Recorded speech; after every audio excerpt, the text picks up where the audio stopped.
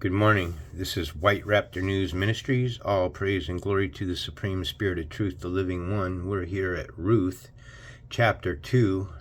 Ruth meets Boaz in the grain field. Now Naomi had a relative on her husband's side, a man of standing from the clan of Elimelech, whose name was Boaz. And Ruth, the Moabite, said to Naomi, "Let me go to the field and pick up the leftover grain behind anyone in whose eyes I find favor." Naomi said to her, "Go ahead, my daughter." So she went out, entered a field, and began to clean behind the harvesters. As it turned out, she was working in a field belonging to Boaz, who was from the clan of Elimelech. Just then Boaz arrived from Bethlehem and greeted the harvesters. "The Lord be with you. The Lord bless you," they answered. Boaz asked the overseers of the harvesters, "Who does that young woman belong to?" The overseers replied, "She is a Moabite who came back from Moab with Naomi. She said, 'Please let me glean and gather among the sheaves behind the harvesters.' She came into the field and has remained here from morning till now, except for a short rest in the shelter." So Boaz said to Ruth, "My daughter, listen to me. Don't go and glean in another field, and don't go away from here. Stay here with the women who work for me. Watch the field where the men are harvesting, and follow along after the woman. I have told the men not to lay a hand on you, and whenever you are thirsty, go and get a drink from the water jars the men have filled." At this, she bowed down with her face to the ground. She asked him, "Why have I such favor in your eyes that you notice me, a foreigner?" Boaz replied, "I've been told all about what you have done for your mother-in-law since the death of your husband, how you left your father and mother and your homeland and came to live with the people you did not know before. May the Lord repay you for what you have done. May you be richly rewarded by the Lord, the God of Israel, under whose wing you have come to refuge." I have to show it to you. Again, God of Israel in this case comes to 666. Just putting it out there and showing information. I'm no longer telling anybody who to worship, what to worship, or how to worship. I'm bringing you information. It's up to you. You decide what it is that you find true and what it is that you find false. Okay? I've been called sorcerer because of this app that I found, and I've been using it now for about 2 months. And what I use it for are phrases in the Bible. Okay, I read in the Bible, I see a phrase, I type the phrase in. I type a keyword in. I type a name in. All right? And none of us can look away. Revelation 13:18 Bible Hub. At least I shall not look away from what I've learned. No one is going to get me to turn from this information, no matter how hard they try to tell me. You know why I know I'm correct about this information? Because everybody hates it. Everybody hates it. The Gentile hate it. The beast hate it. Call them what they are. Call them what they will. They hate it. And I'll be honest with you, I've never heard an Israelite teach about 666 either. And when I talk about 666 to Israelites, I get crickets. Complete silence. So this parable is calling for a calculation. In order to calculate something, it takes a calculator.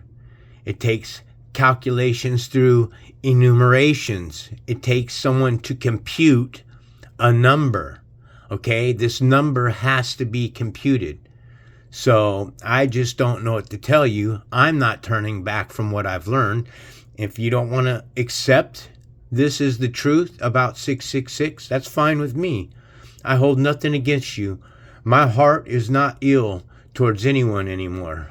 Well, sometimes it's ill towards my family because they've all dissed me. But you know what? It's a hard path to walk in this truth.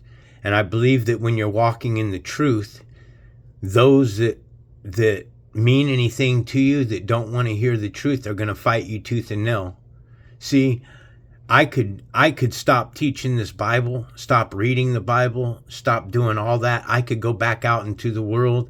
I could get my book published, my vampire book published, and then start making money again, start serving mammon, start serving the world again, and I'm sure that eventually my family would come back to me. But the truth is I would rather have a relationship with the Supreme Creator, the Spirit of Truth, the Living One, the Author, the Writer, the Supreme, the Almighty, the all you can see, all you cannot see, the visible and invisible, the authority. Okay, I would rather have salvation myself, and if that means losing everybody that I love on this plane of existence, and believe me, it's a difficult task, folks. Okay, I have been an introvert locked up in my room for the last 7 years reading this Bible, and anybody who I tried to bring this information to, my family, all have turned their backs on me. And that's what gives me strength in knowing that what I'm teaching about 666 is accurate, because nobody wants to hear it. If I'm in a Christian forum, in a Christian room, and I leave one of these messages here, right here, Romans 3:7, if my lie, Paul says, abounds God's glory more clearly, why am I still condemned as a sinner? Because Paul is a liar. And what does it say about liars? Revelations 21:8, but the cowardly and the unbelieving and the abominable and murderers and sexually immoral and all liars, their place will be the lake that burns with fire and brimstone. That is why Paul will be condemned to the hellfire. Because he's a liar and tells you himself that he is a liar. If my lie abounds God's glory more clearly, the long answer, the true answer, the spirit answer is this. If you guys would like to read this, go on to my page. It's the one right below this one here, the riddle eluding Christians because of pastors. All right? And it goes deep into, well, I always go deep into 666. But when you give this kind of content and you make these kinds of connections, nobody wants to hear it. Nobody has ever patted me on the back and said, holy shit, bro, I can't believe that. Not one person that I've shared this with other than Gravy Train. Gravy Train is the only one who's ever told me that I have a handle on 666. Now, blessings to her, because she's at the same place as I am, and what I teach is that you make one wrong mistake by worshiping a name or invoking a name next to God, like calling Jesus God, when Jesus' name isn't even Jesus. He was to be called Emmanuel. So how did we get from Emmanuel to Iesos to Jesus to all these different names? If I'm in a country and I say, hey, look, my name is Ken, okay? Or John is a better example. And then I go to Mexico and they say, oh, yes, nice to meet you, Juan. Because Juan is the translation for John, but my name is John. Okay, this is how they get the division of names and stuff. You cannot invoke the names of other gods or have them heard across your lips. So if you want to go to my community page and read this information, I do have a lot of information on my community page. Okay, May the Lord repay you for what you have done. May you be richly rewarded by the Lord, the God of Israel, under whose wing you have come to take refuge. I find this odd wing because the sun god also here, because the phoenix rising is a representation of the sun god, and they depict the sun god here, a phoenix rising with wings. You have come to take refuge. May I continue to find favor in your eyes, my lord, she said. You have put me at ease by speaking kindly to your servant, though I do not have the standing of one of your servants. At mealtime, Boaz said to her, Come over here, have some bread, and dip it in the wine vinegar.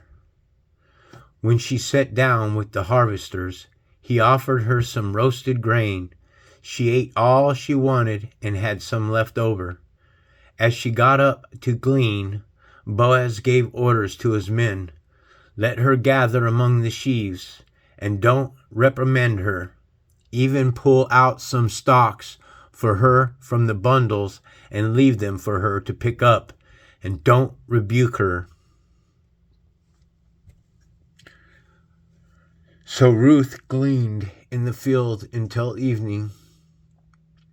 Then she threshed the barley she had gathered, and it amounted to about an ephah. She carried it back to town, and her mother-in-law saw how much she had gathered. Ruth also brought out and gave her what she had left over after she had eaten enough. Her mother-in-law asked her, Where did you glean today? Where did you work? Blessed be the man who took notice of you. Then Ruth told her mother-in-law about the one at whose place she had been working. The name of the man I worked for today is Boaz, she said. The Lord blessed him. Naomi said to her daughter-in-law, He has not stopped showing his kindness to the living and the dead. Wow, the living and the dead. So I've been telling people that duality exists and that you have two different gods. You have one God that is of good and evil, and of the living, and then you have one that's of the dead. So if God is one God, the supreme, then he is the God of both the living and the dead. And yes, that God is both good and evil. I did a video the other day, and I'm pretty sure it pleased a lot of other people, but it also offended others. You see, on this plane of existence, you can't please everybody.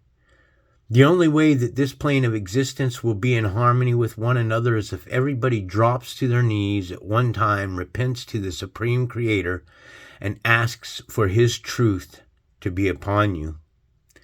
Otherwise, if you're not walking in the truth, you are the dead. Right here. If you're not in the truth, which is the living, then you are the dead, which is the lie. She added, That man is our close relative. He is one of our guardian redeemers. I thought that the Creator is your redeemer. There's no one that can redeem anyone for anything other than the Supreme Creator. He ordains all things. Then Ruth, the Moabite woman, said, He even said to me, Stay with my workers until they finish harvesting all my grain. Naomi said to Ruth, her daughter-in-law, It will be good for you, my daughter, to go with the women who work for him, because in someone else's field you might be harmed.